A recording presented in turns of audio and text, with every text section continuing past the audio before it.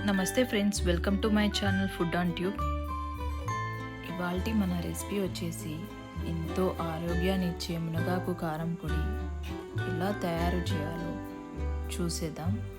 ఇది వేడి అన్నంలో కాస్త నెయ్యి వేసుకొని తింటే కమ్మగా ఉంటుంది. అంతేకాదండి, ఇది దోశలో లేదా ఇడ్లీలోకి కూడా చాలా బాగుంటుంది. ఈ మునగాకులో చాలా పోషక గుణాలు ఉన్నాయి. ఇది పిల్లలైనా పెద్దలైనా ఎవరైనా తినవచ్చు. ఈ మునగాకుని బాగా కడుక్కొని ఒక బట్టలో గాలికి ఆరబెట్టుకోవాలి. ఇప్పుడు స్టవ్ ఆన్ చేసుకొని ప్యాన్ పెట్టుకుందాం. ప్యాన్లో నూనె వేసుకోవాలి.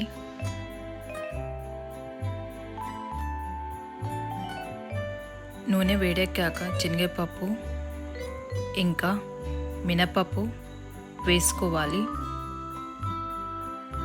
పప్పులు వేగుతూ ఉంటే కమ్మటి వాసన వస్తుంది. అప్పుడు ధనియాలు కూడా వేసుకోవాలి.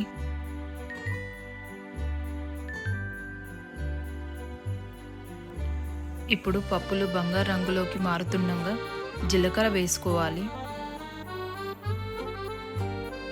ఎండుమిర్చిని కూడా వేయించాలి. ఇక్కడ నేను 20 ఎండుమిరపకాయలను తీసుకున్నాను.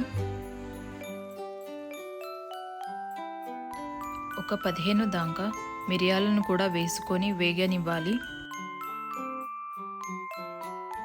చూస్తున్నారు కదా, అన్నీ బాగా వేగాయి. ఇప్పుడు ఇది ఒక ప్లేట్లోకి తీసుకొని పక్కన పెట్టుకోవాలి, చల్లారనివ్వాలి.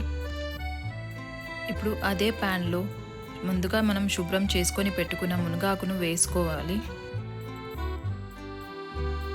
అలాగే కరివేపాకు కూడా వేసుకొని బాగా వేగనివ్వాలి.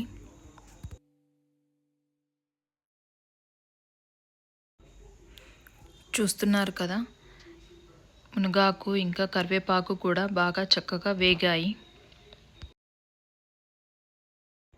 ముందుగా మనం పప్పులను వేయించి పెట్టుకున్నాం కదా, అది చల్లారిందండి. ఇప్పుడు మనం మిక్సీకి వేసుకుందాం. పప్పులను మిక్సీ పట్టుకున్నాం కదా, ఇప్పుడు అందులోకి మనం వేయించి పెట్టుకున్న మునగాకు ఇంకా కరివేపాకు కూడా ఇందులోకి వెల్లుల్లి రెబ్బలను వేసుకోవాలి. ఇంకా కాస్త చింతపండు వేసుకోవాలి. రుచికి తగినంత ఉప్పు వేసుకొని మిక్సీలో పొడి చేసుకోవాలి. మీకు నచ్చిన విధంగా మెత్తగా లేదా రగడగా చేసుకోవాలి.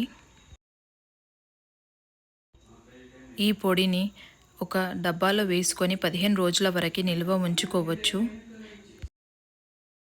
మునగాకు కారం పొడి రెడీ అయిందండి. నా వీడియో కనుక మీకు నచ్చినట్లయితే ప్లీజ్ లైక్ చేయండి, షేర్ చేయండి. Thank you for watching.